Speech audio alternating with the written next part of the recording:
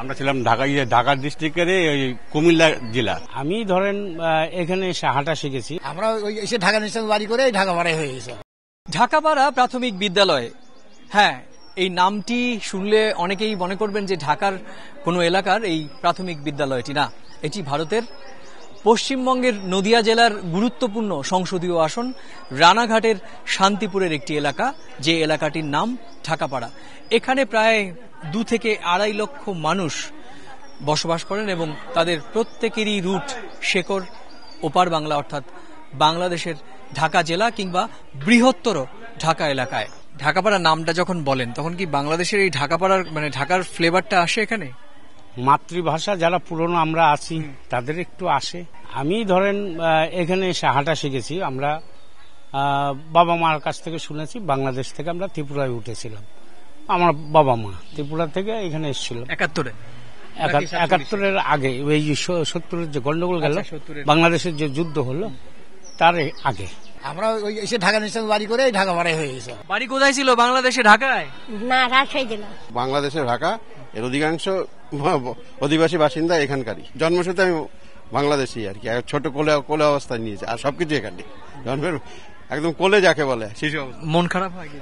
এটা তো একটা যেখানে জন্মস্থান তার তো একটা টান থাকেই। আমরা ছিলাম ঢাকা ডিস্ট্রিক্টের কুমিল্লা জেলা। 1, 2, 3 ঢাকায় জমি জিতে নিন 100% ক্যাশব্যাক সহ 20 কোটি টাকার পুরস্কার।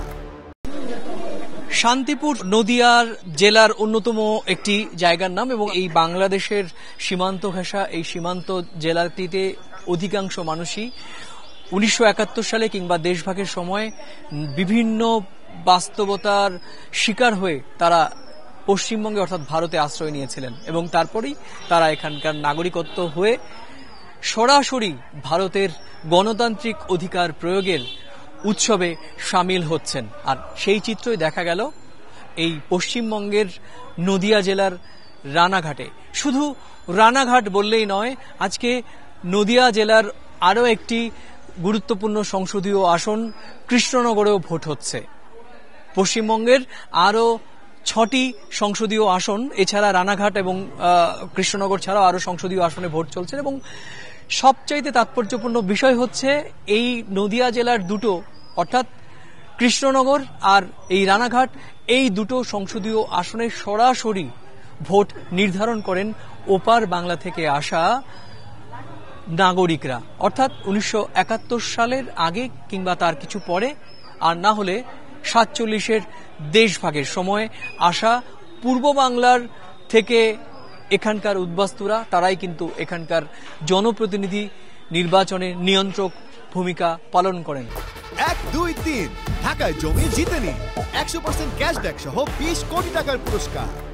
বলা হয় ওপার বাংলা থেকে আসা এখানকার ভোটাধিকার যারা প্রয়োগ করেন সেই শতাংশের হার 75 থেকে 80%। সুতরাং তাদের একটি প্রভাব এখানে পরিষ্কার পরিলক্ষিত হয় এবং সেটিই কিন্তু প্রমাণ পাওয়া গেল নদিয়ার শান্তিপুরের এই ঢাকাপাড়া এলাকায় এসে। নদিয়া থেকে সুব্রত আচার্য, সময় সংবাদ।